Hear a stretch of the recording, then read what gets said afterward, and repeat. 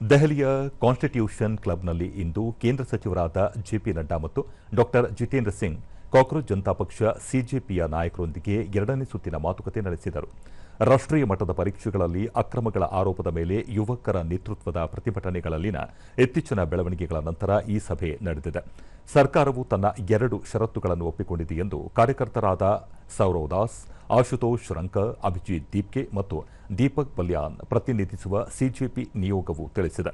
ಸತತ 2 ಗಂಟೆಗಳ ಕಾಲ ನಡೆದ ಮಾತುಕತೆಯಲ್ಲಿ ಯಾವುದೇ ನಿರ್ಧಾರ ಕೈಗೊಳ್ಳಲಾಗಿಲ್ಲ. ನಾಳೆ ಮತ್ತೊಂದು ಸುತ್ತಿನ ಮಾತುಕತೆ ನಡೆಯಲಿದೆ ಎಂದು ವರದಿಯಾಗಿದೆ.